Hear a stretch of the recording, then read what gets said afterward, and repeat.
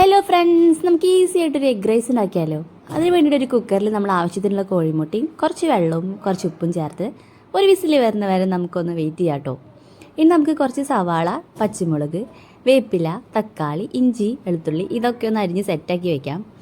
ഇനി നമുക്ക് അടികട്ടിയുള്ള ഒരു പാത്രത്തിലേക്ക് സവാളയൊക്കെ വഴറ്റാൻ വേണ്ടി കുറച്ച് സൺഫ്ലവർ ഓയിലോ വെളിച്ചെണ്ണയോ എന്തെങ്കിലുമൊക്കെ ഒന്ന് ഒഴിച്ച് നമുക്കിതൊന്ന് വാട്ടിയെടുക്കാം കേട്ടോ. സവാള ഇതുപോലെ നൈസായിട്ട് അരിഞ്ഞു കഴിഞ്ഞാൽ വേഗം വാടിക്കിട്ടേ. അതിലേക്ക് വാടാൻ സഹായത്തിന് കുറച്ച് ഉപ്പും കൂടി ചേർത്ത് കൊടുക്കാം. അപ്പോൾ ഉപ്പൊക്കെ ചേർത്തിട്ടുണ്ട്. ഇനി ഇതൊന്നും നന്നായിട്ട് വഴണ്ടി വരുന്ന സമയത്ത് നമുക്ക് കുറച്ച് വേപ്പിലയും പച്ചമുളകും ഒക്കെ ഒന്ന് ചേർക്കാം. ഒരിത്തിരി നേരം കഴിഞ്ഞ് നമുക്ക് ഇഞ്ചി വെളുത്തുള്ളി പേസ്റ്റും കൂടി ചേർക്കാം കേട്ടോ. ആഹാ, എന്താ ഒരു മണല്ലേ. ഇനി നമുക്ക് പൊടികളൊക്കെ ചേർത്താലോ. ആദ്യം മഞ്ഞൾപ്പൊടി, മുളക് പൊടി, പിന്നെ മല്ലിപ്പൊടി. ഇതാണല്ലോ കറക്റ്റ് ഓർഡർ എല്ലാത്തിൻ്റെയും.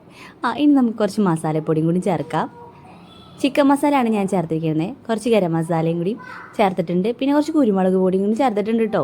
പിന്നെ നിങ്ങളുടെ കയ്യിൽ മാഗി ക്യൂബ് ഉണ്ടെങ്കിൽ അതുകൊണ്ട് ചേർത്തോ. ഞാനൊരു കഷ്ണം മാഗി ക്യൂബ് കൂടി ചേർത്തിട്ടുണ്ട്. ഇനി ആ പച്ചമണമൊക്കെ മാറി വരുന്ന സമയത്ത് നമുക്ക് കുറച്ച് തക്കാളിയും കൂടി ചേർത്ത് കൊടുക്കാം കേട്ടോ. അപ്പോൾ നമ്മുടെ ഗ്രേവി ഇവിടെ ഏകദേശം സെറ്റായിട്ടുണ്ട്. ഇനി നമുക്ക് ഒരു 2 ടേബിൾ സ്പൂണോളം തൈരും കൂടി ചേർത്ത് ഇതാ സെറ്റായിട്ടുണ്ട്. മല്ലിയില ഇടാൻ മറക്കരുത്. ഇനി നമുക്ക് നമ്മുടെ റൈസ് ഒന്ന് തയ്യാറാക്കി എടുത്താലോ. തിളച്ച് വരുന്ന എണ്ണയിലേക്ക് എണ്ണയല്ല, വെള്ളത്തിലേക്ക് നമുക്ക് കുറച്ച് പട്ട, ഗ്രാമ്പു, തക്കോലം ഇതൊക്കെ ഇട്ട് കുറച്ച് ജീരകം, മല്ലിയില ഇതൊക്കെ ചേർത്തിട്ട് കുറച്ച് ക്യാരറ്റും കൂടി അരിഞ്ഞിട്ടുണ്ടായിരുന്നു കേട്ടോ. നമുക്ക് ചോറ് നല്ല പാകത്തിന് വേവിച്ചെടുക്കാം കേട്ടോ. ഇനി നമുക്ക് ഫ്രൈസാണ് വേണ്ടത്. കുറച്ച് അണ്ടിപ്പരിപ്പ്, മുന്തിരി, സവാള ഇതൊക്കെ ഒന്ന് ഞാൻ ഫ്രൈ ചെയ്ത് മാറ്റി വെച്ചിട്ടുണ്ട്. ഇനി നമുക്ക് നേരെ ദമ്മിട്ടാലോ. ഇനി നമുക്ക് ഒരു പാത്രത്തിലേക്ക് നമ്മൾ കുറച്ച് നെയ്യൊക്കെ തടവിയിട്ട് അതിലേക്ക് കുറച്ച് റൈസ് ഇട്ടു. പിന്നെ നമ്മുടെ ഗ്രേവി ചേർത്തു. ഇനി നമുക്കിങ്ങനെ സെറ്റ് ചെയ്തിട്ട് ഇത് കുറച്ചും കൂടി ചോറ് ചേർത്തു.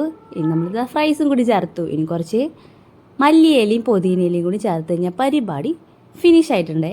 അപ്പോൾ നമ്മുടെ കൊതിയൂറുന്ന എഗ് റൈസ് ഇവിടെ റെഡി ആയിട്ടുണ്ട്. അപ്പോൾ പെട്ടെന്ന് വരുന്ന വിരുന്നുകാരാണെന്ന് വെച്ച് കഴിഞ്ഞാൽ വേഗം തട്ടിക്കൂട്ടി ഉണ്ടാക്കാൻ പറ്റിയ നല്ല അടിപൊളി ബിരിയാണി റെഡി ആയിട്ടുണ്ട്. അപ്പോൾ എല്ലാവരും ട്രൈ ചെയ്ത് നോക്കുക. താങ്ക്